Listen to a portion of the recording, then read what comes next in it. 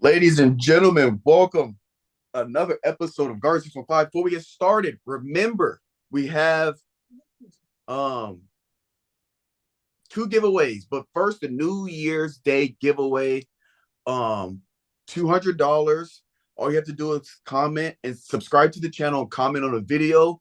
Your YouTube handle will be put in a drawing, and then we will draw on New Year's Day for the winner. So you have until New Year's Eve at 11:59, and then probably draw New Year, January 1st that morning, etc., etc. Comment, subscribe, all that stuff.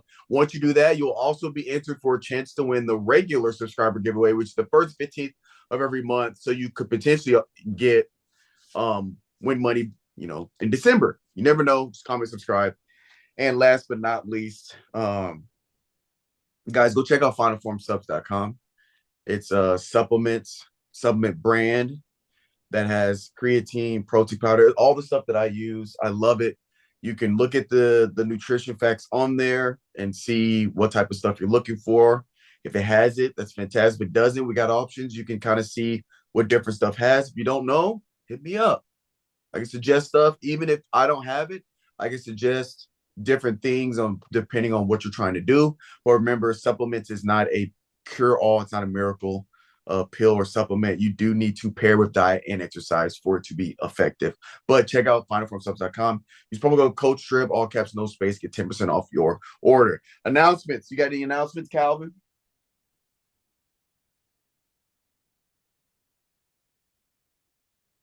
Nah, I don't have an announcement, but I got a pet peeve. What is that? I got a pet peeve, bro. All right. I think I brought this up like when we first started doing the podcast or something, or maybe midway through. But I'm gonna bring this back up again. It's okay. I'm gonna set the tone and everything. It's okay to bitch, complain. It's cool. I do it all the time. Finest, you probably do it too sometimes and everything, not Mm-hmm. knowing and everything. But my thing is, bro, this is my one thing. You can bitch all you want. Don't throw a tantrum in everything. Control your emotions. But if you gonna bitch, bro, and bitch and bitch and bitch, by that fourth time or fifth time you bitch, I'm expecting you to come with a solution. It's like you can't be bitching and everything, and then like you don't even have a solution for it and everything, bro. What happened, bro? What's going on? Yeah, What happened? You're right though, 100%. Like, there's nothing wrong. It's venting. People vent. You might have something on your chest, something going on. You just got to tell somebody, something at work. So, venting, complain, whatever you want to call it. But at you some gotta make point, it. You gotta figure it out, bro. at some Like, point, you got to do something. You're right. You either got to do something about it or, like, yeah, like, to your point, there's a fine line between, first few times, it's like, okay, man, that sucks, yada, yada. And then at some point, if it's every day, it's like, at some point, it's like, okay, bro, like, like, are bro. you going to keep complaining about it? Are you going to do something about it? And unfortunately, there are things that are just outside of your control. But at some point, people don't want to hear it anymore. Where it's like, dude, you've been saying this every day for 60 days. It's getting annoying, kind of thing. But Yeah. I'm not. I'm no, not going. I'm not going to say the person's name or anything. But bro, mm-hmm. it's just around. Really, it's really around just relationships and finances. First thing, I'm just like, all right, relationships. You really can't control the other person, so you got to take it for what it is and everything like that. And if Right, I mean, sit down, have a conversation, and say these are my expectations and everything. Like, what are your expectations? So it's just not one way and everything. And then have a common agreement on what you guys need from each other, and then assess, evaluate. If nothing has changed, then move the fuck on, bro. um, Now when it comes to finances, that's a fine line and everything for me because I feel like at this age we should know what we need versus want and everything. right. Um, and and two, like I get a little bit weird when people share their finances with me and everything because that's something that I feel like I shouldn't really know, or if we're actually, or if you come to me and set the tone of like, hey, I need some financial advice or something, and then I'll ask you, obviously, like, what's the topic and everything, because I don't want to waste your time on something that I don't know enough Right. nothing about. Yeah. But bro, when it comes to finances, I literally told this dude, I told him I was like, all right, like walk me through what like a typical week is for you, or week or 2 weeks and everything, just far as like a pay period. This motherfucker told me everything, bro. I looked at him, I said, bro, you need to fucking stay in the house. I was like, that's your issue. You outside too fucking much. You spending unnecessary money and everything. Money that literally having fun and waking up the next day and you got a mean ass hangover. And next thing you look at your bank account, you down 200, 300. Like that shit, like, come on, bro. Like, and I live and like I tried to do it as respectfully as I could, but the ignorance and stupidity around like where the money's being thrown at and everything Right. is It's atrocious. crazy. And then, and then and by the way, like he not gonna watch this and everything. He don't tune into this. He don't even know we do a podcast and everything. So I'm good. But I'm still not gonna Okay. say his name. Okay. Yeah. Yeah. Um, Play it. Yeah. but bro, I and then the fact that this dude literally said like, yeah, man, I have aspiration goals. I want to save this much. And I said, not with what the hell you throwing money out like that. I said, no, buddy. I was like, no. I was like, you ain't saving shit. I was like, maybe $100 or whatever, but what you're trying to do, I said, brother, you gotta stay in the house. I was like, you literally have to stay in the house for literally probably a good 6 months to a year to get to where you want to be. Respectfully so.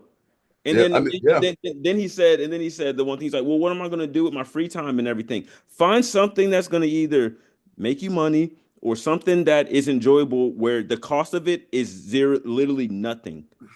Yeah. Like a hobby. Like I assume like if they have a And it, console, get into video games. If you like drawing, it don't cost you much to go get you a notebook and something like you're saying, something where the cost is very, very little, yeah, or pick up a second job so you can fill in that if what's the saying, the idle hands the devil workshop.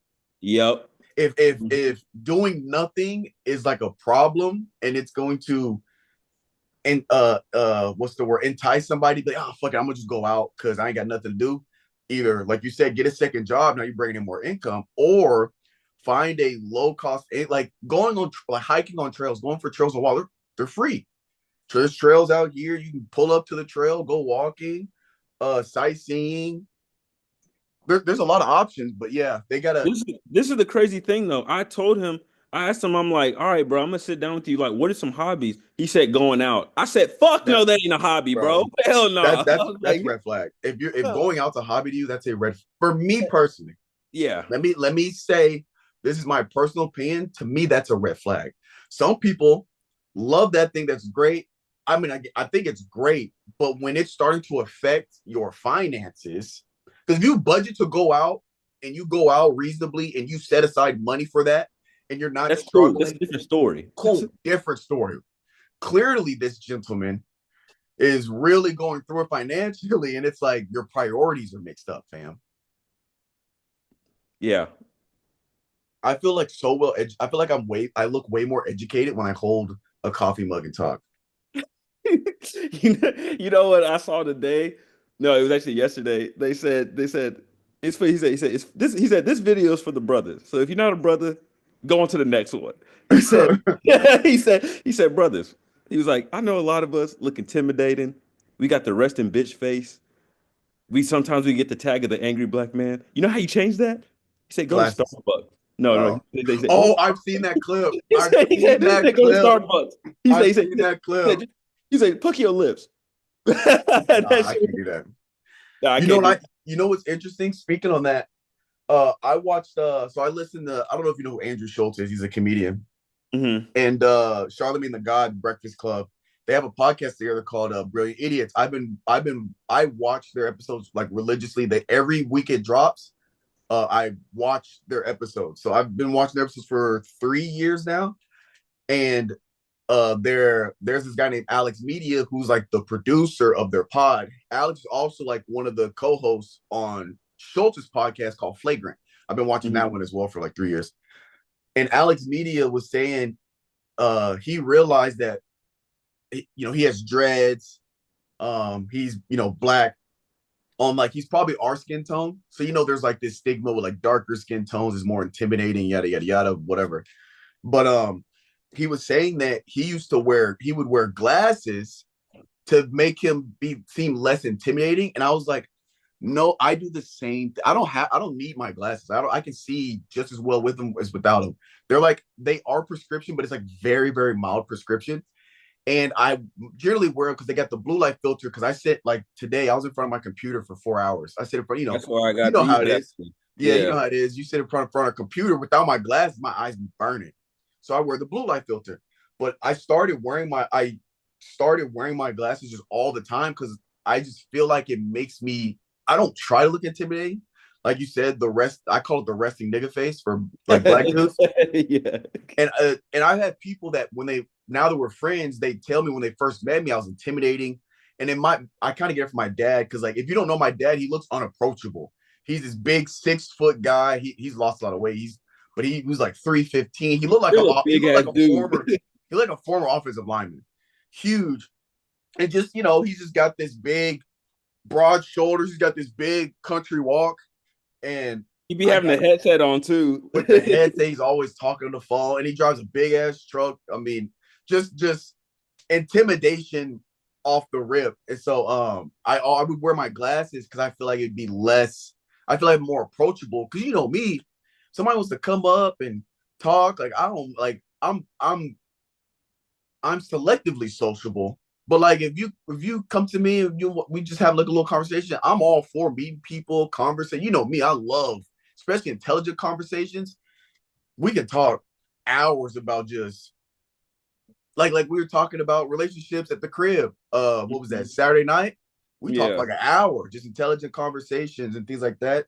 So it was funny that somebody else had that same thought of the glasses make he at least I think it makes me feel, or I think I'm perceived a little less aggressive, even though I don't know why that's a thing. But I was like, yeah, I wear my glasses. When I go to work, I try to wear my glasses at work because we five-star customer service like the Shoe Palace way and this, that, and the third. So I try to be more, yes, sir, no, sir, yes, ma'am, this, that, and the third, Yeah. yada yada. But the Starbucks clip was hilarious. That shit was funny as hell. I was like, you know what, bro? He might, he might be right. Oh, but I'm trying to think. Did I have any announcements? Only the Calvin successful little weekend trip in San Antonio. Oh, let's Yeah. talk. I guess we can do this as one of the topics. So we'll transition to topics and we'll just Let, re let, let, let, let's tell them about the bullshit that I had to go through to at get the this. arena. All right, so all right, folks. So we pull up to the game. It's probably like an hour before it and everything like that. Yeah, Uh, my first thing, I was nervous. I remember I was texting Finis because like the flights were getting delayed and shit. I was like, Finis, I was like, my shit might be delayed, possibly, bro. I was like, hopefully not, because I don't want to miss this game, especially because yeah. the money I paid for it. Luckily, like I got there like 30 minutes earlier than what expected and everything. So that was cool. So we get there and everything, and I got the meta glasses that can, record and everything, and I got this bad boy as well. Like, I think it's nice. This little like camera is like a gimbal camera. It's dope. It's probably the most dopest thing far as like if you want to record shit and everything. And making content is great. Making content is great and everything. I mean, I showed you the videos and everything that I took on the plane and I everything. saw your clip on Instagram that you Yeah, that's posted. it. Yeah, that was dope. It's pretty clear, but I know one of my boys said, "Hey, bro, you can if you do these settings and everything, it'll come out even clearer." I was like, "Okay, bet." Anyways, back to the story. So we park, we're walking in, and I have obviously my wallet, my phone, my camera, and my glasses. I got my glasses on and everything. So I take everything off and I go run it through the thing. The dude looks at me, he goes like, mind you, he doesn't even notice this and everything. He doesn't notice this. He doesn't say nothing Right. about this. He asked me, he's like, what type of sunglasses are these? My dumb ass should have just lied and everything. I was just like, oh, it's the metal ones. He was like, oh, like, what does it do? I was like, oh, can do this and that and everything. I thought he was actually interested. Yeah. Low key, he out here trying to He fucking investigated. yeah, he investigated. So he goes like he looks at me, he's like, you can't bring those in. I was like, I thought he was joking low key. I was just like, are you serious? He's like, yeah, the NBA banned them or something. I'm like, that makes no sense at all because he said something about streaming, and I'm like, if I want to stream something or upload it, if I go through the glasses or the camera, I got to go through this bad boy. Yeah. Plus, you got Instagram that you can live stream. So what are we really doing? Like, you ain't gonna tell everybody what 14,000 people or whatever the seat holds and everything in that arena. You can't tell 14,000 people that they can't bring their phones in and everything, right? Right. I was like, all right, fuck it, bro. So I went out. There's like a little like cubby place and everything. I put it in there. So I put my glasses in there. I still got this because I think this is straight. Because We go it went through the first time. we went to the first time and everything. So I put the glasses and everything in the cubby. We go back. I got the camera in my pocket. Do the same thing. Go through the little thing. But this time we were like, should we go to the same line? He was kind of giving a little bit of attitude, so I was like, no, let's just go to a different line. So we get back in line, and then we go through it again. All right, now, Bro, she looks at me. So this lady, she looks at this and everything, and she goes, "What is this?" And I just off the top of my head, I was like, "Oh, it's a selfie stick." She was like, "Oh, you can't bring that in." I said, "What the fuck?" What the fuck? I was like, "What do you mean?" She goes like, "You can't bring it in and everything." I'm like, I just get fed up, bro. I just snatch it and everything, and I just start walking. I hear Finis go, "Calvin." I turn around, something's in the air. I catch it. If I didn't catch that, by the way, Frank, that would smack the old dude in the face. That should have been funny as hell if that happened. But anyways, I catch it. Finally got snaked out for his damn Skittles that he couldn't bring in. bro. So when I went through the line the first time, they said again, everything's out of my pockets. We rolled through the scan. Now, context: this is an in-season tournament game, so the security is a little more than a normal regular season game. At least since because I've gone to a handful of regular season games, security is usually not that tight. And I don't know if it's up because it's in-season tournament and they're also doing well. I don't know, or they just might be up in it because this is the first game this season I've been to. So I don't know if it's like this all the time. When we went through the first time, they run the Skittles, my wallet, yada yada, through. And remember, I also have a can of Zen. It goes through, dude. The first dude didn't say nothing about the Skittles, nothing about the Zen. We go to the second one. When you left to go back to the locker thing, she was like, I can't let you take this in either. I was like, my Skittles? She's like, yeah.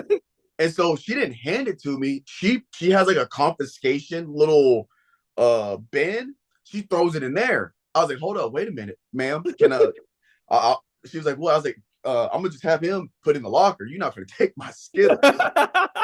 So she gave it back, and I was like, Calvin, I tossed it to you. And then she proceeds to hand me my Zen. So I'm like, I can't have Skittles, but you let me take nicotine into the arena. But at the Now same time, we thought about it. We're like, it's bro, you not probably thought those are fucking Altoids or something. and I guess technically, so there is no, I guess no outside food or drinks technically. So again, she's doing her job because it is an outside food, and Zen is not an outside food or an outside drink technically. So it's whatever. But after I didn't go back out. I stayed in on the other side of the checkpoint. And then Calvin had to get back in line. I had to get back in line. I was already pissed off. As soon as we get into that bitch, bro, I think just me just being mad at everything just and plus I had that fucking jacket on too, Oh, bro. dude, you My were ass was sweating like sweating. I crazy. was sweating bullet, bro. I was so hot, and then I was hot at the situation. I was hot because I had that fucking jacket on, bro. But it's all good. It still was But a good but game to but be hey, a the game was lit. Warriors come back. Steph decided, oh, y'all want to boo and talk all that shit. He said, hold my beer and went on a burner, bro.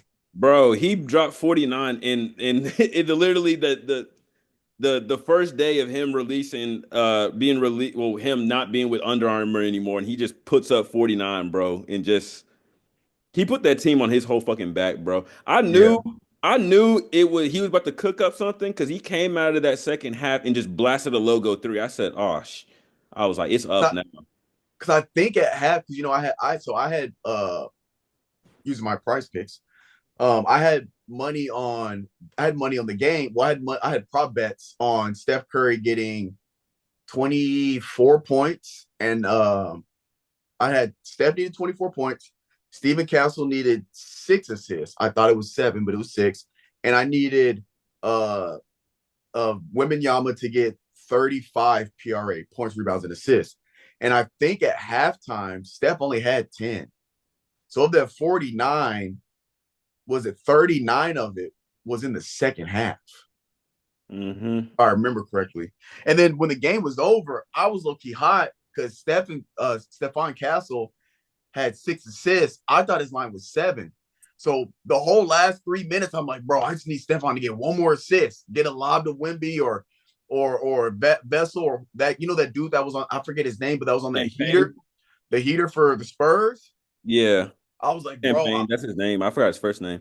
yeah, I was like, I hope he did it. And then at the game ended, I was like, God damn it! And I pulled up my Whole mood changed. I pulled up my ticket. I was like, oh, I hit 6. We're good.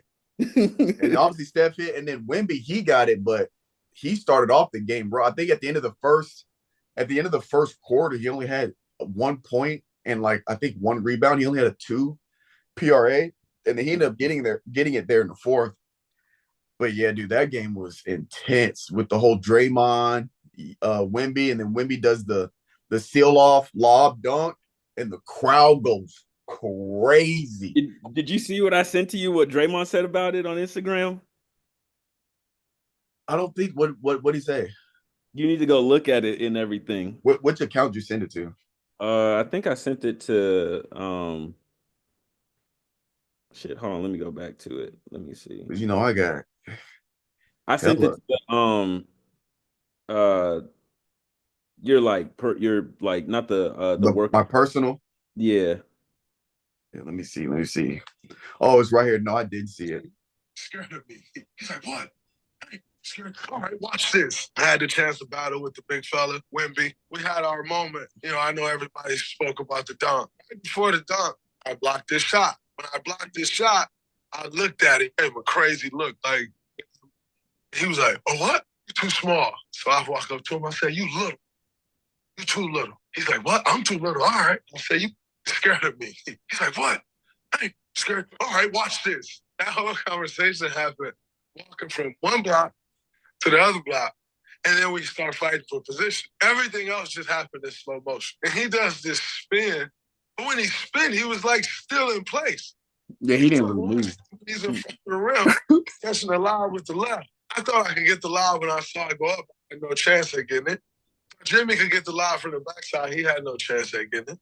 The only person that had a chance to get the lob was the guy who caught the lob, Wimpy. Right after I told him, you scared of me. Man. Bro, I like find this. I've been to like a good amount of sporting events and everything, good games and everything like that, like down to the wire. That's the loudest I've seen. Even when I went to like UFC, when motherfuckers get like kicked and everything like that Yeah. unexpectedly. I've never heard an arena erupt that fucking loud in my life. It Like, was bro, wow. it got interrupted so bad. Like the players even they had to take a timeout because Draymond and Wimby were arguing with each other and getting each other's face. That shit was electric, bro. But, bro, like, if Wimby, I'll tell you this right now, and I told you this, and why I asked you at first. Wimby's already like top five in the league, in my opinion, right now. You think top 5 Bro, with the like overall or his sinners? no. I'm saying currently right now in the league. Like I current. know. That's what I'm putting on. It might be a stretch, but I'm saying that, bro, because his ceiling, I don't even think he's got to 50% of what he can really actually do and everything, especially with his body and all that stuff. Bro, if he gets the same weight as Giannis and everything, but still keeps his skill level and everything, it's over. It literally is over. Because the biggest thing that he struggles with is driving to the basket. I feel like because he gets bumped just because he's so And tall, but doesn't really have the muscle or like the core strength to withstable it. But bro, they put some more weight on him, and he still keeps his skills, his shot, his yeah, dribble abilities. You want to talk about a real 3 level score, bro? It's over with. Oh yeah, he's already got a really good shot.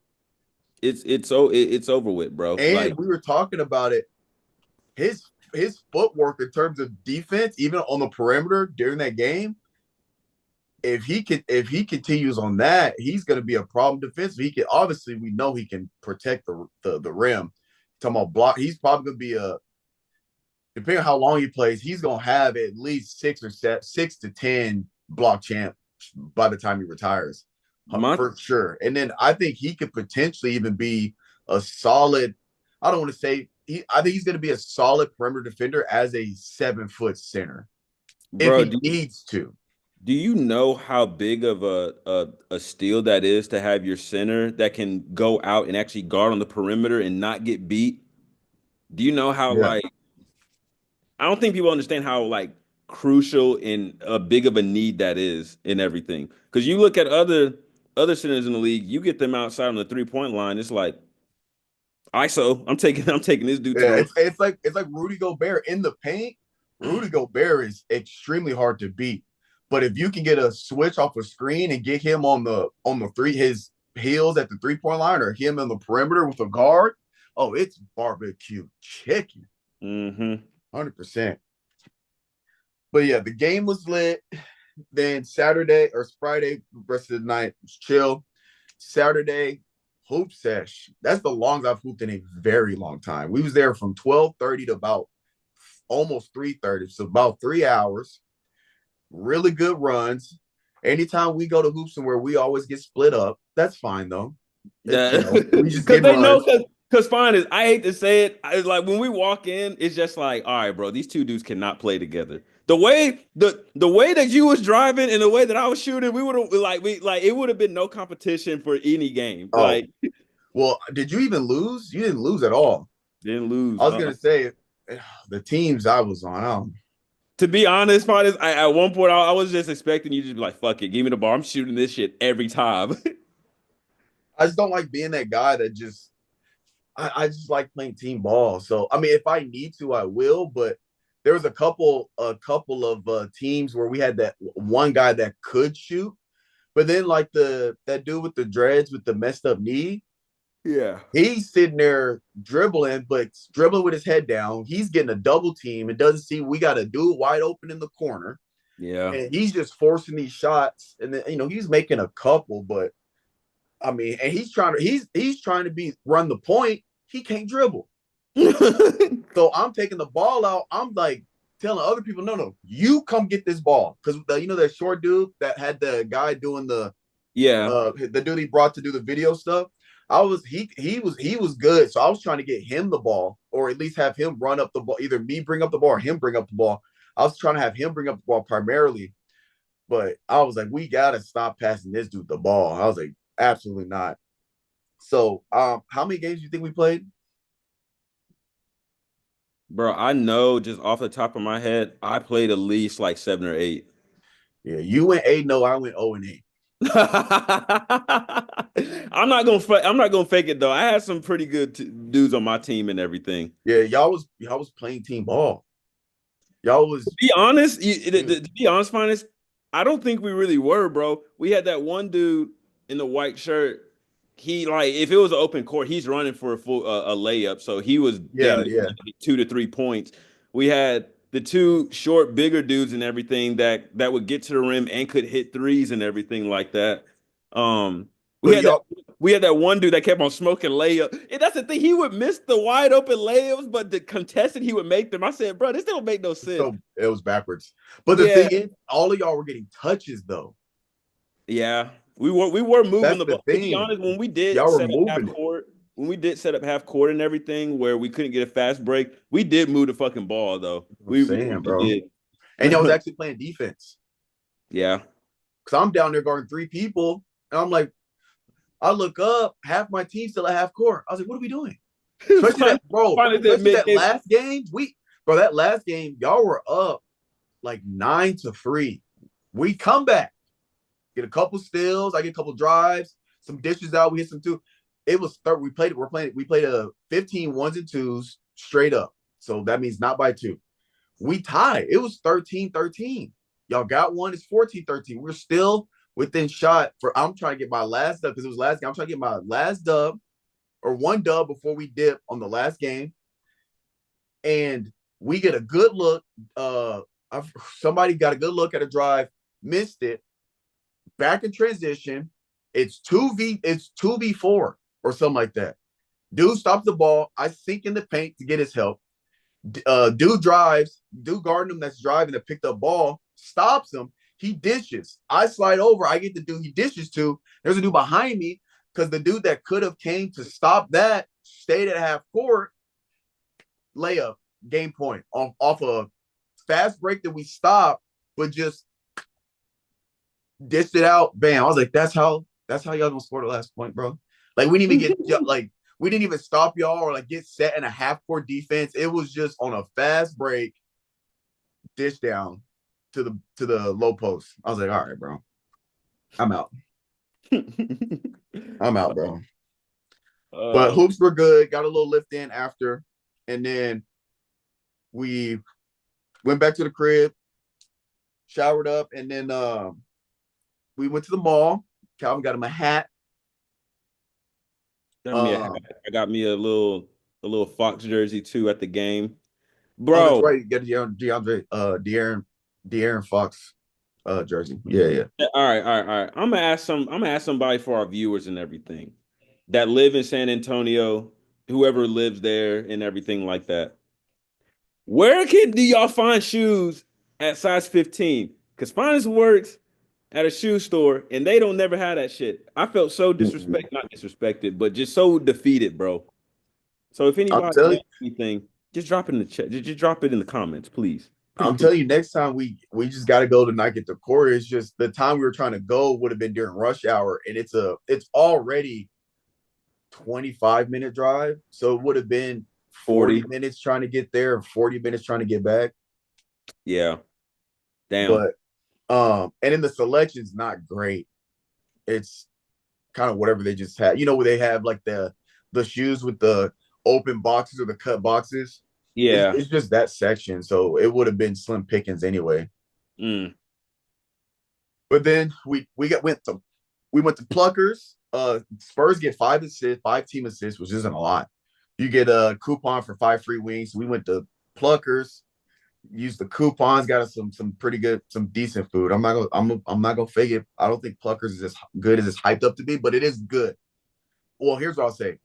I think they're good. It's not, to me personally, it's not worth the price because they're like high end wings. Because we It's got the sports bar setting, bro. I feel like too.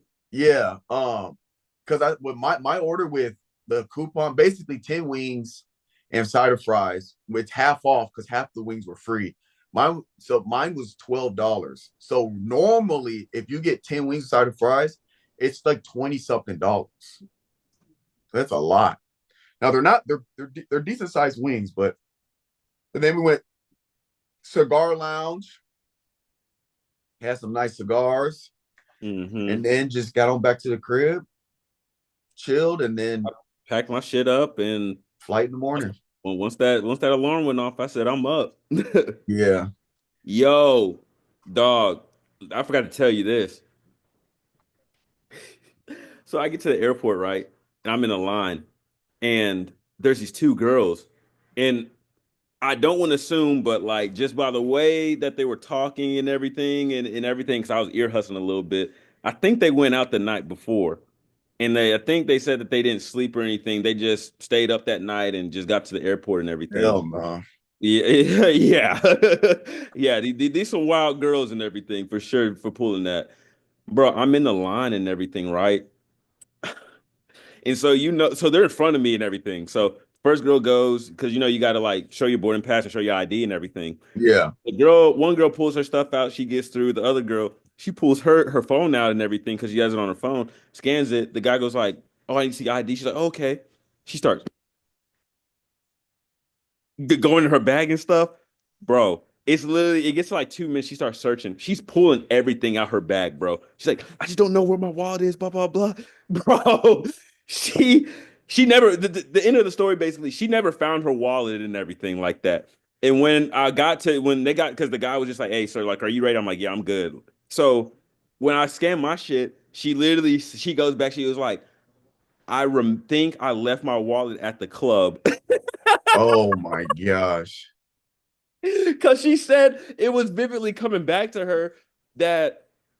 So I guess that when you go, I guess like some bars do this, and some bar I don't know why they. Damn, he just dunked that. Some bars do this, some bars don't. I wish they wouldn't, but when you get a drink, sometimes they hold your ID and everything, or sometimes they just for like collateral and everything because they know you got Yeah. to come back to get your ID. So some people literally just give a credit card, don't close up the tab, and they never pay and everything like that. And they So can just that's cancel the what, card. yeah. But supposedly, like honestly, if somebody did that to me and everything, you're really supposed. This is like a waiter or waitress kind of inside scoop. You're supposed to just write down 20% of what they shit is and everything. Um, Mm, that might be illegal, it might not be, but it's just like, hey, like you couldn't come back and close out your tab and everything. Like, I gotta close this shit out at the end of the night. So, right. um, well, bro, it's just the fact that like that like that happened to her and Did they everything. let her on the plane? No, I guarantee. I don't know. She wasn't on my plane and everything, but I know I know that when that happens and everything, it's like a long ass process, bro. Like you have to go to the back and everything. They have to actually like run your shit and everything like that. Like it's never happened to me, but it's happened to one of my friends before and everything. And he said, bro, he's like, you're gonna miss your flight because it takes so long and everything. And then, yeah, he's just like, bro, just if that ever happens to somebody, he was like, always bring a backup ID or something like that. Um, Dang, I'd have been sick. Bro, I felt so bad for her, but then once like she said, "Oh, I left it at the club," I was like, "I don't feel that bad for you." Like, Tripping. yeah, bro. But All yeah, right, let's that's a little funny shit though. successful trip. Oh, also on our topics of discussion, Alabama, and I don't want to frame this like it's the state thing because that's what I was trying to tell Mark, right? So Calvin, That documentary's fucked up. I know a few weeks ago we talked about the documentary. I'm That's talking all about the about bunker. Alabama, huh? I'm talking about the bunker. No, I'm talking about the video, Oh, the the jail stuff. the jail thing and everything. That's totally Alabama. That's the government Oh and yeah, yeah, yeah. everything like That yeah, that's fucked up. hundred But percent. So Calvin put in the group message about the this underground shelter in Alabama in Bibby County, I think, or something like that. And something they like that. found like a child sex trafficking ring where I believe 8 people were arrested, and they were, I believe they said about 10 children that were basically, you know, that they help escape or whatever the term is, that they got out, and the ages range from 3 to 15. And I saw that this was happening over a 2 year span. So I don't know if these children were like missing or over 2 years, like these people have been bringing in and out children. I don't know, but there was 3 to 15. They had like beds and chairs where they had straps on the beds and on the chairs where they would strap these kids to the beds. They would drug them, and people would pay to sexually assault, and I don't want to say the R word because well, YouTube's gonna uh is gonna like shadow ban the episode, but they were raping these children, and people were paying for it. And it reminded me Tim Tebow was on Flagrant, and he's been talking about one of the things he does in his foundation is that he works with I guess police, but he works with law enforcement that their job is to help take down child traffickers, sex traffickers, and this, that, and the third. And he's trying to help. And he put up an image of New York City where it's a bunch of dots. I'm gonna see if I can try to find it. And each dot represents an IP address that has either downloaded and or exchanged child explicit images and videos. And it's crazy because it's a shit ton of dots, right? And so I know sex trafficking is one of those things where I think that everybody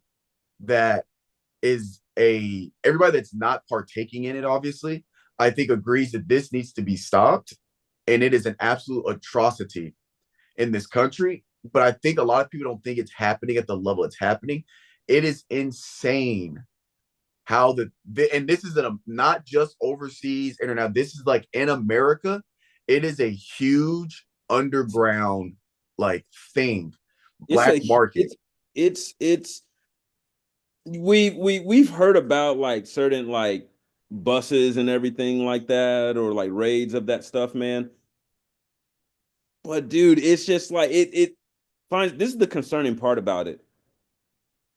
It seems like it's in the media. It seems like it's in the media so often as to where it's just like, oh, like now that's normal. But now it's just like now that I think back about it, I'm like, bro, this shit is common. Like way Oh, too common, bro. Like it's insane. way too common at all, bro. Like Here's the picture. So that's fucking disgusting. this is of the United States. On the pod, he showed just New York. This is of the United States. Every red dot here. I want to see how long. Okay, it's only 55 seconds. I'll play it. Map, and every red dot on that map is at least one unique IP address of individuals downloading, sharing, distributing child abusive images under the age of 12. And there's over 111,000 of them just in the US of the last 30 days. People will say, well, that's just over there and it's in those countries and it's all of those places. And it's not. It's right here in our backyard. Some people will say, okay, well they're just downloading and sharing it and distributing it, but they're not. 55 to 85% are also hands-on offenders. And your average offender has 13 victims in their lifetime. 13 victims. Every one of those red dots there's a boy or girl that is suffering on the other end of what they're sharing, downloading, or distributing.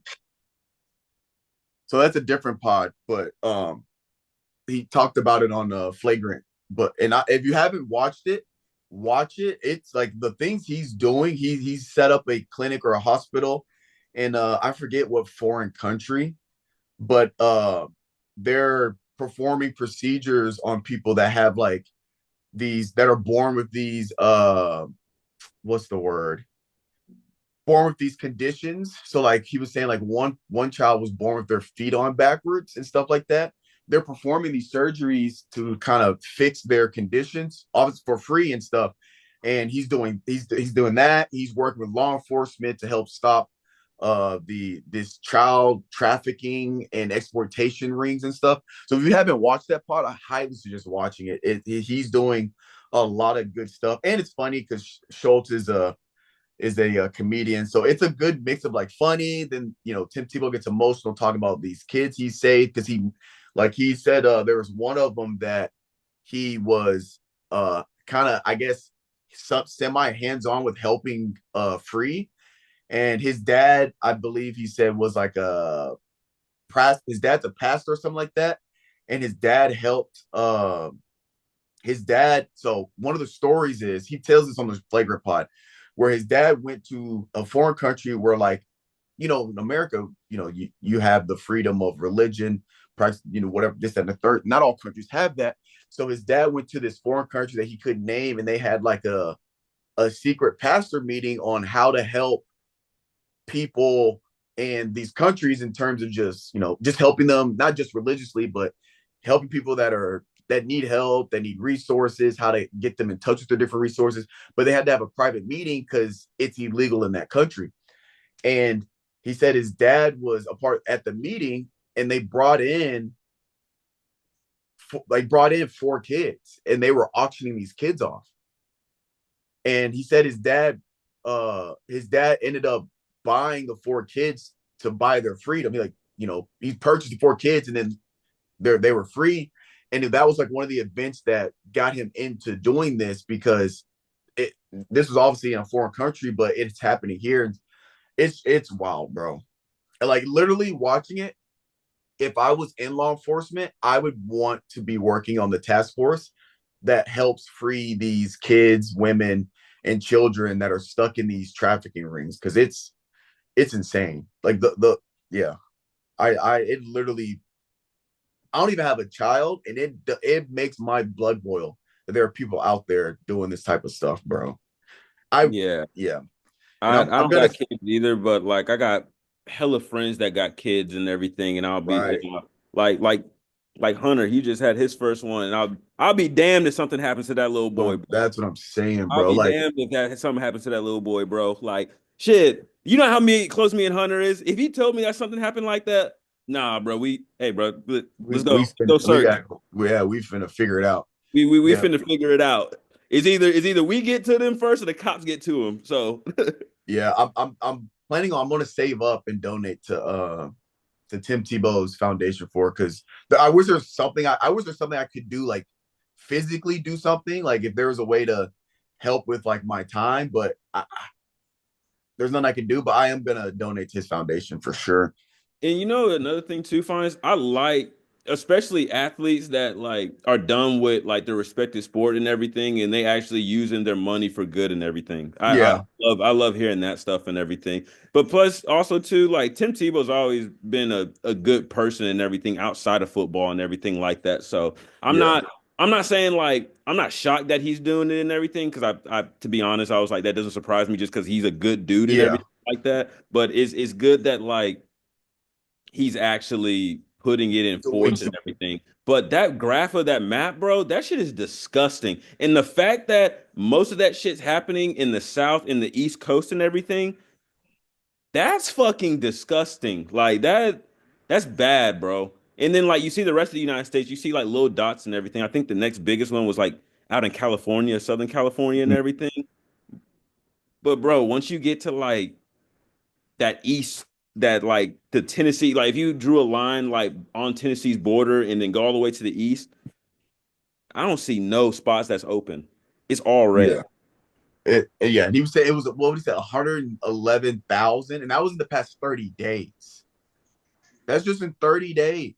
So this is, I think he said the underground trafficking ring makes more money than the NFL, MLB, and the National Hockey League combined. Like it's a multi-billion-dollar industry, like So my crazy. thing is like, who the fuck is funding this stuff? If they're making that much revenue and everything, more than than professional sports and everything, nah, that's a huge fucking red flag. That's a It's a problem. huge red flag. Now that you, as soon as you said that, bro, and I start thinking, I'm just like, It's so much money. I was about to go off on a tangent and everything, but never mind. So much money. It's disrespectful. We You got tell me time. you getting more money than some of the biggest professional sports combined? You said what was it? NHL what? ML If you say MLB got a shit ton of money, bro. That's The big three. It was them, I think he said it's like a $200 billion industry. So it's more than all of those put together. you know the thing about it though too, Finest. Whoever's behind it, I hate to say it. Hopefully it's not somebody that got some power somewhere. It's the only way it can work. Like the only way it's like that, it's people with power, money and power. And unfortunately, the part that sucks is I wish it was just one person running it. Because if you can get to that one person, or you could, build enough evidence to figure out the headquarters and take them down, you could stop it. I don't think it's one person. I think it's just a community of sick, twisted individuals that are finding other sick, twisted individuals. And unfortunately, a lot of these people just have the money. And unfortunately too, those people that are like the head honchos and everything, you damn know you got to probably get through six people, eight people just to get to them. Probably more, to be honest. Yeah, yeah, it's So disturbing, but it God, really is. God bless Tim Tebow though, and Yeah. and and shout out to the officer. He was saying the it's such a hard occupation that their turnover rate is it like I think the average career is 2 years because if you're working in that you have to watch these videos, you have to collect the pictures for evidence, right? You have to watch videos to identify the child, and then try to identify the people committing these crimes. Not even that. You got to go It's to the sites where they did this fucked up shit at. it's yeah. So the wear and tear on your mental. It's like, so he's like, they don't and somebody was like, why are there so many red dots? Part of the problem is they just don't have enough people to do all of it. Because like one every 2 years for the average career, and then yeah, they don't have the manpower. So shout out to the officers that are out there doing the best they can to free these kids, take down these offenders and these criminals. Because I really wish I could like do something about it. I I wish wish I I could could pack a too. bag right now and go take down a big ass ring, but I can't. No, man. Yeah. I'm gonna send them what I got. I'm gonna do what I can. But I'm gonna do it. I'm gonna save up a few $100s if I can and send them what I got and fine, that's the something. thing though, dude. And I hate to get off like on another tangent and Go ahead. everything, We got time. We got time, cuz. bro. But that's the thing that I'm talking about, bro. So like, there was one point in time where obviously United States was the police departments and everything weren't the best outlook and everything, right? They didn't have Right. the best image at the time and everything. So you're dealing with that and everything. Obviously, you have minorities that don't want, look, like obviously white majority and minorities not want to be police officers just because the stereotypes and everything. Yeah. Obviously, what they got to do on a daily basis and everything. And let me Yeah. put this for, I respect good cops and everything. I respect good cops. But the thing about it that sucks and everything is that they probably know what's going on in the police department. They know the crooked shit that's going on and everything. So for them to put an end to that shit, they got to put their life on the line, their career on the line, their possibly their family's life on the line, just to do the right thing because you see somebody in the police department doing some corrupt shit and everything. Yeah. I hate that. Second thing is that police officers really aren't paid great money, salaries, and everything. You're dealing with people on their worst day and everything like that. I think that's a really big thing. You're seeing people at their worst moments and everything. You're trying to be the mediator. And obviously, I don't think everybody is like this, but nobody, I truly believe nobody wants to fight anybody or put somebody in a worse situation that they're already in and everything. Um, Third thing that I want to say is just bro, like it there's already a huge shortage in police officers already in like major cities and everything because crime and everything and all that. So it's like, bro, how do you pitch it to where you have more people to join this cause and everything, you know? I think the first thing you just gotta. I think they need to be well compensated. I think that's the number one, because first it's hard. It's a very complex problem. So um coming up with a solution that fixes everything, you're not. But I think if you increase how much they're being paid, not only I I think to an extent, if you increase how much they're being paid and they're well compensated, I do think there will be a little bit less corruption, because I think the majority of the corruption is that they're working this job where they're putting their lives on the line, even though they took an oath to protect and serve. So this it shouldn't be a problem, but it is. But you took an oath to protect and serve. So regardless of what your financial backing is, you took an oath to protect and to serve the citizens of wherever your jurisdiction is, right? And unfortunately, because of cost of living, different things, different outside factors that could happen, you have cops that are that are desperate and have these desperate situations.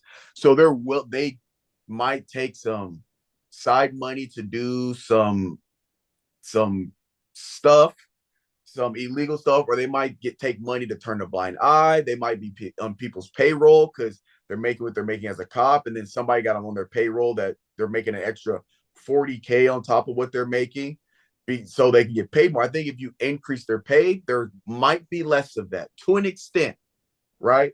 Not only that, but if you increase the pay, I think you will attract more or better quality people. There's just like if you have a job that pays minimum wage, you're going to attract minimum wage workers. Nobody that has nobody that spends 10 years in college and gets a PhD is going to settle for working a minimum wage job. No shade to anybody that works minimum wage, but if you take on $200,000 in student loan debt and you spend 10, 12, 13 years in college to get a PhD, you're not settling for a job that pays 725. No. You're not going to settle for a job that doesn't pay or pay well or compensate you well. So you attract less quality people. The other problem is there needs to be a better venting system. So it's like this catch 22. You want more law enforcement, but you can't just hire anybody. There needs to be a vetting system. You need to hire people that are fit for a job, people that are good at de-escalating situations, people that can regulate their emotions in the heat of the moment, right?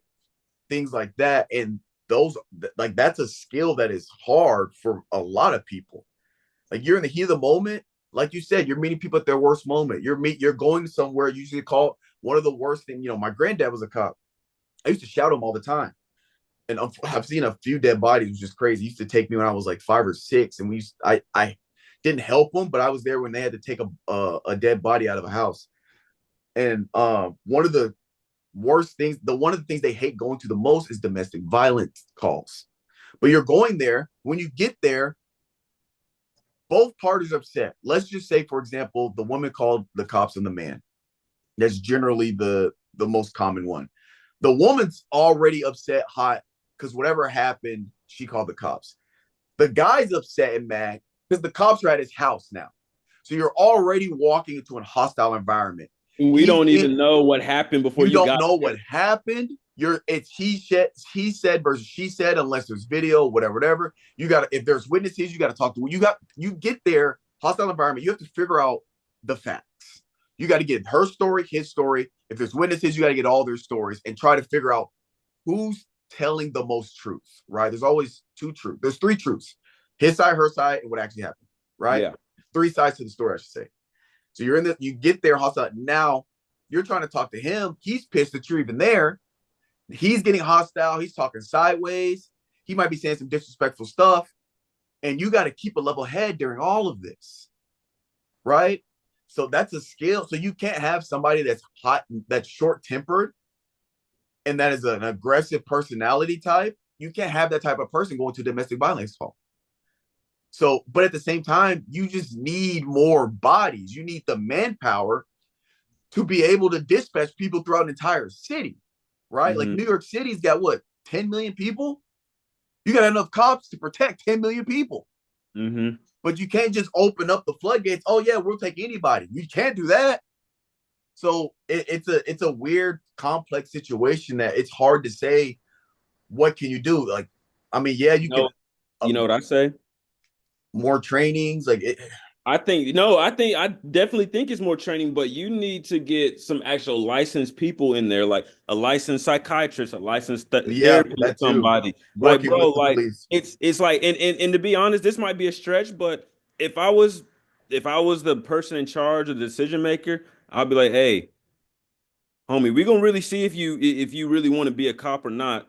You're gonna go through this 3 month program before you even get into a fucking cop car, before you do a ride along or whatever it is. Like, bro, I'm gonna evaluate you with some licensed people. You're gonna go through this, and the thing why I say 3 to 6 months or something like that, you gonna know if a motherfucker really gonna grind it out within those 3 months. They really want to be a cop or not. So it's just like a vetting out system and everything. Yeah, Second thing is just you have the licensed people to actually give you real data that's not BS, and I would get somebody in that has no that is biased. Like they don't have anything, they don't have any family member that's a cop, they don't have anybody like you know what I'm saying? Like yeah. it's kind of like jury selection and everything. A neutral party.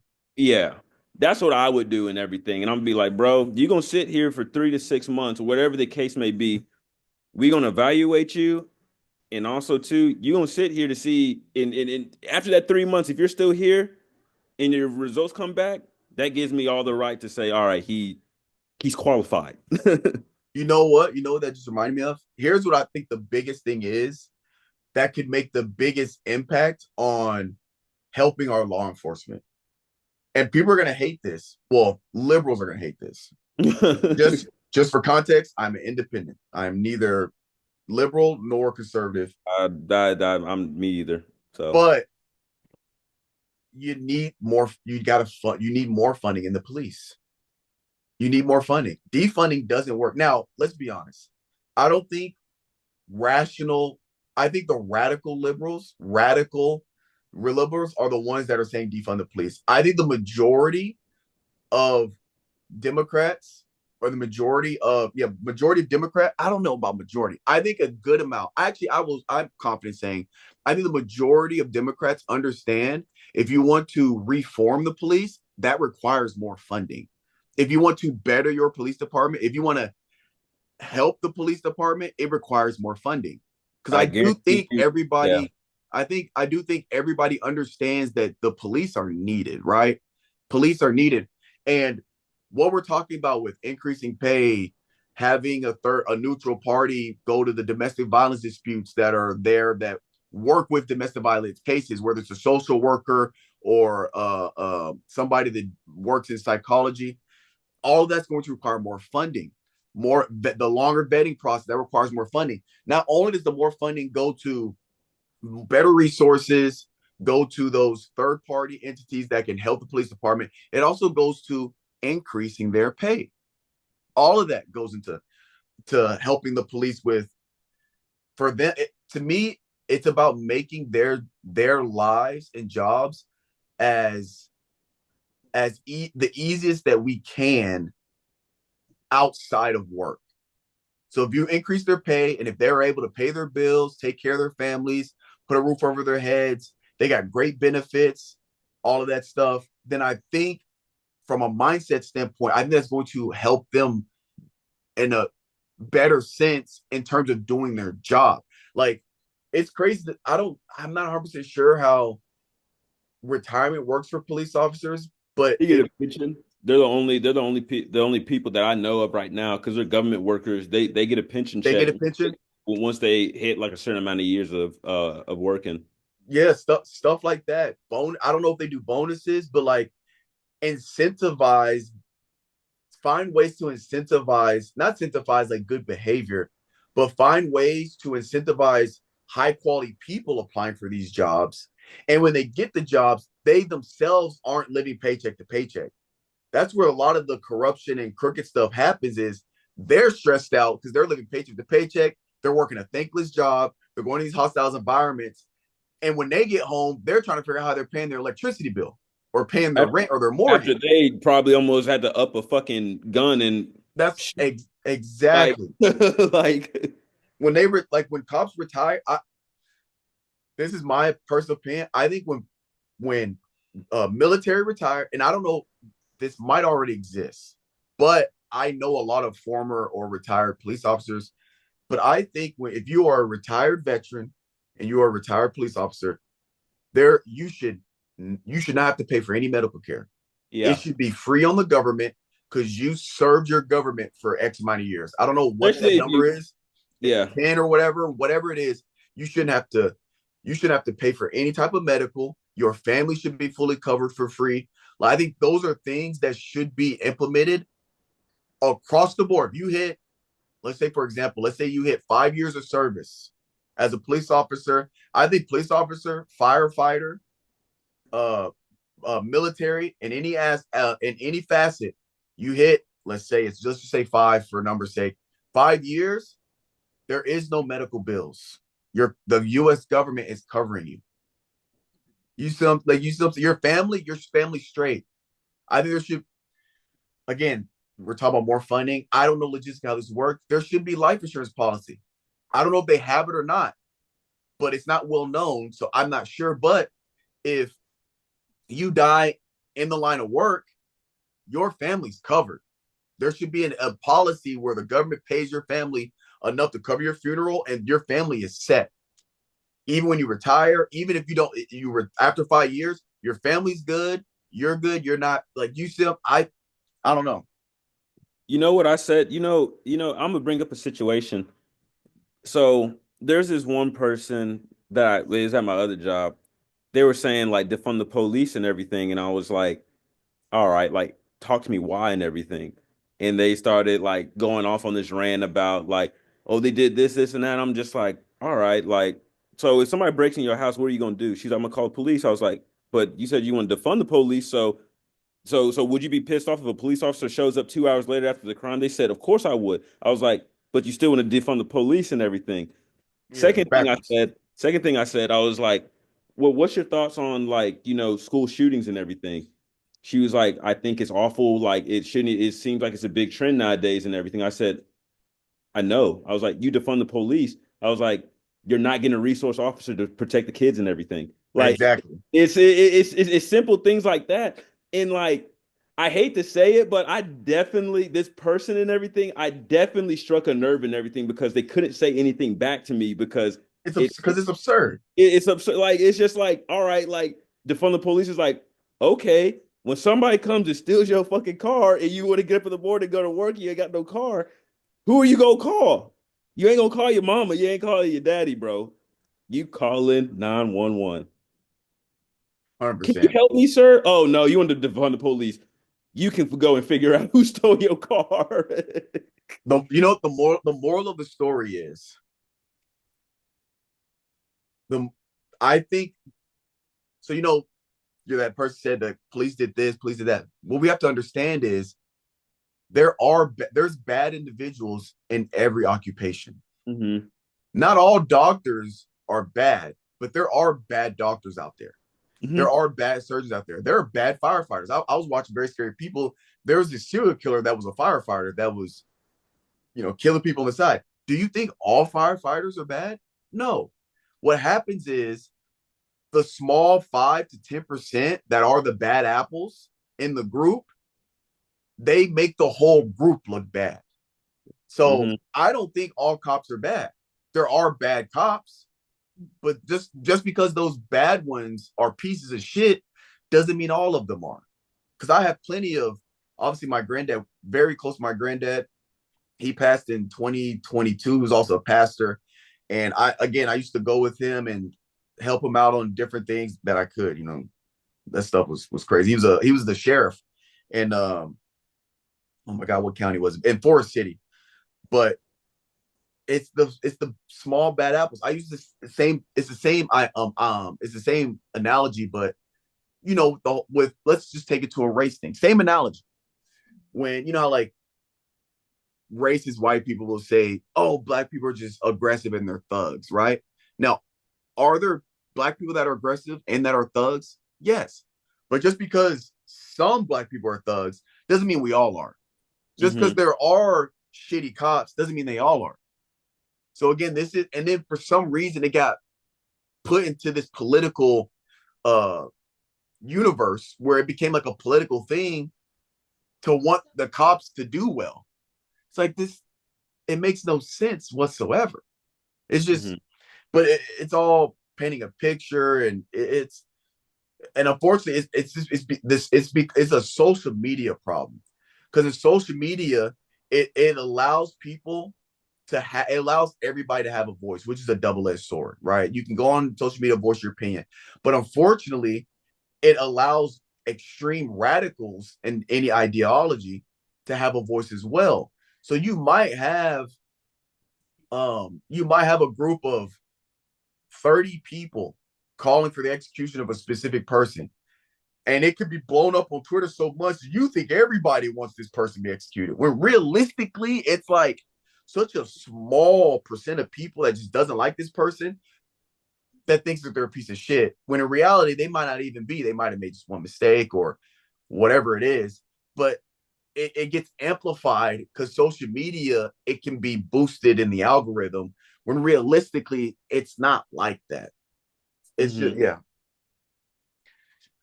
it's a problem. All right, we got deep there. We got time. Let's do one question. Oh, this is a good one. How much of how much of who you are today is shaped by luck versus hard work?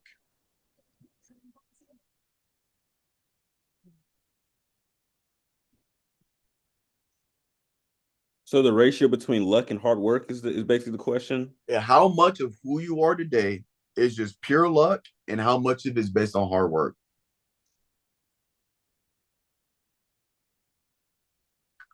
Damn, that's hard. That's actually a good question.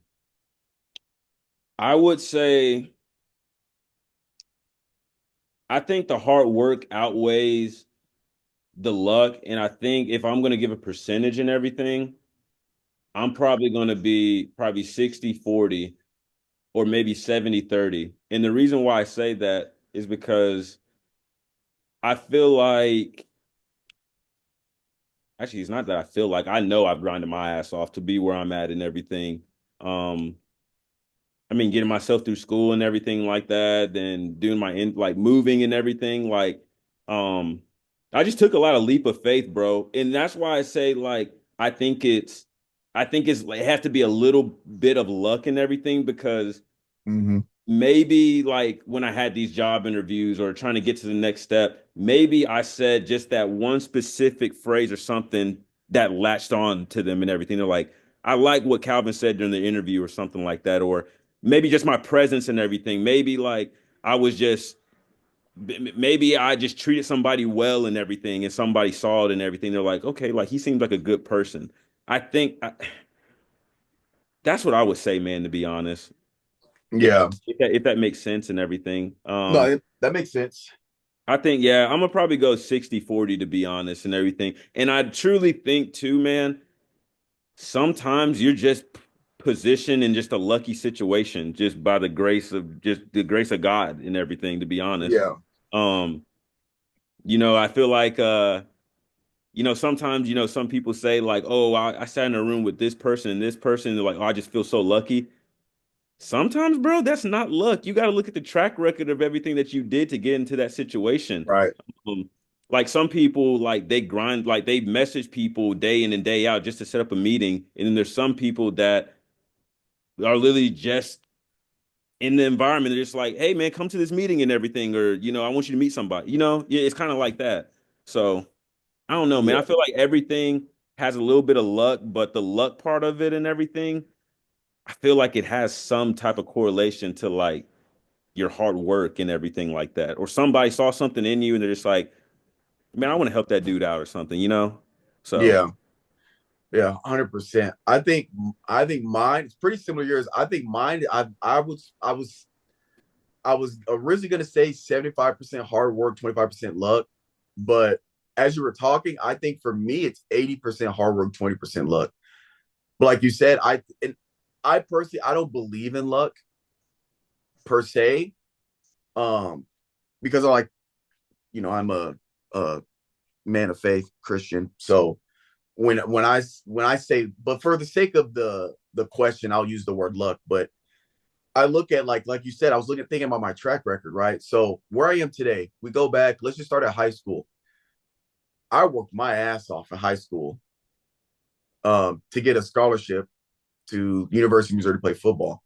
Now, doing that, I worked hard in school and I worked hard in training, working out. Like I every single day, I was up at I was up at Independence an hour and a half before school started. I was working out Monday through Friday every morning.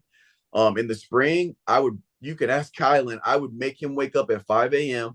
We would go up there to the school in pitch black, sun's not up, lights on the field are even on. I'm running on the track to stay in shape because I know I ran track year round. So just because I'm playing basketball, I can't lose my track shape. So I'm running in the mornings on the track. After the run, I would lift before school, go get breakfast, go to school. And then after I'm at basketball practice or football practice, I didn't run in the mornings for track practice, but I would lift and I had track practice in the afternoon. And then I'm watching film after all of that. On the week, I'm working my ass off. And but I got I got lucky that Coach Finley, I just so senior year, I had like two classes where I could kind of take whatever. because I had basically finished my credits, but I still had to be fully enrolled, right? So I had two freebies.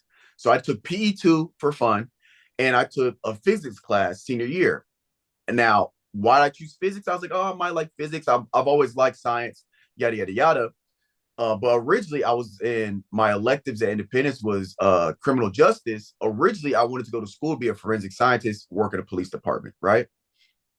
Um, but I chose spur of the moment. You can call it luck, physics. Coach Finley in that class is when we got to like the astronomy stuff. That's when I was like, oh, this is what I want to do. And that's what kind of triggered the where I'm at today in terms of getting into sciences. But you could say I got lucky because I happened to take a physics class by a phenomenal physics teacher that broke it down. He made it exciting, and I was like fully engaged because I had such a great teacher. Because a lot of people have terrible teachers when they take some of these classes, and it might, if I had a bad teacher, it might have turned me off to that, and I would have chosen a different career path. But I got lucky. But my hard work got me to Missouri, where Missouri had a really good astronomy program. So I was like, bet that works out. Like you said, Coach Grinch, who was the guy that recruited me, he saw something in me. He took a flyer on me. Unfortunately, he was the only one that believed in me. So when I got to Mizzou and he left, I was kind of there with nobody that really believed in me. At least that's how I felt. But Hmm. my hard work got me there. When I got to Mizzou, from day one, I was like, I want to major in physics. They were like, are you sure? It's gonna be hard. It's in the third. There's times I was gonna have. There was times they were like convincing me to change because grades weren't looking good because I was taking physics in season, whatever. But my hard work in the at school, at football, all of that stuff, that got me to getting to my senior year. I was like, well, I want to be a professor. And somebody told me, well, you need to start doing research. I was like, okay, I don't know what to do. They're like, just email a professor, see if they have an open spot for a grad student or undergrad. So I just so happened I got lucky and I messaged the head of the astronomy department, who's my supervisor now, Dr. Speck. So I started working with her, fell in love with research. I fell in love with what I was doing. I loved it. So I got lucky there, but my hard work in the classroom got me the opportunity to work for her because she was like, okay, cool. You know, your grades is in the third. Now, when I got there, when she moved to San Antonio, because of my hard work, she offered a position to move with her.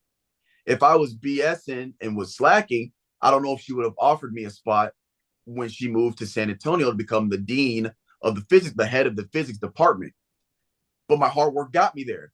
I took a flyer by moving with her, got down here, and now I'm a semester away from getting my PhD in astrophysics. But my hard work got me to these opportunities. But I got lucky because of Coach Finley. I got lucky in basically getting working with who I know now is like the queen of stellar dust. She's like a renowned uh astrophysicist in this space. I didn't know at the time. I got lucky there. But my hard work has led me up to where I am now, where I'm about to have my PhD in astrophysics. So just like you were saying, my hard work got me in these positions where I just so happened to gotten lucky to end up working or being with or around people that were pushing me forward in my career. So that's 100% how I view it. You know what's funny, Finis, and I'm gonna bring this up. Did I ever tell you what happened with my job interview at the company I'm at now and everything? Uh, I Did don't I ever think tell so. you? Did I tell you what the dude said? So like I talked to him and everything. I was like, Chris, I got a question for you. The guy's name's Chris that had talked to me and everything about the role before Mm, they offered me went to the interview and offered. I was like, yeah, man. I was like, yeah, I got a question for you. I was like, when you first talked to me, what was your first like what was your first like impression? So I'm a big first impression type of person. I just got to know and everything. So I asked him and I was like, and he was like, dude, he was like, to be honest, like you answered all my questions like in confidence and you gave me detail. You didn't give me a bullshit reason of why you want yeah, to. I was straight up with him and everything. And I asked him too. I was just like, so like when he asked me, I was like, can I be honest with you? Like, and just be just totally just blunt with you. He was like, yeah. He was like, he's a Marine dude. So, you know, Marine, yeah, you can be, you can, you can shoot the shit with him and everything. I told him everything. I told him what I was looking for. He told me what the role is consisted of and everything. And I said, and I literally told him straight up, I was like, if you can set me up with an interview, I would love that. I literally said that. I was just like, if you give me an interview, if you give me an interview, I promise you I will present myself the best way. Literally, I walked in, I had a conversation with them and everything with the three people. It was good conversation and everything too. He literally came, and this is when I knew I was probably most likely going to get the job and everything. But I still had that doubt in my mind. I was like, there's still always that small percent chance that you might Yeah. not get everything. He goes, well, first thing I'm backtrack. After he got off the phone, he literally went up to Jason and goes like, "Dude, we gotta talk to this guy. We gotta bring him in and everything like that." Yeah. I was like, "Oh shit!" And I was talking to him and everything, and well, I was talking to all three of them, and they said, "Hey, like, are you still free for like the next 30 minutes? We want you to meet Jason, the director." And I'm like, I probably should have went home and everything because it was over my time. But I was like, you know, fuck it, bro. I'm trying to get a new job. Like, no nuts, no Sure, glory yeah. type of thing. So I was just like, yeah. I literally walked in. I literally talked to him. He was just, and he literally told me, he was like, I like your background. I like you as a person.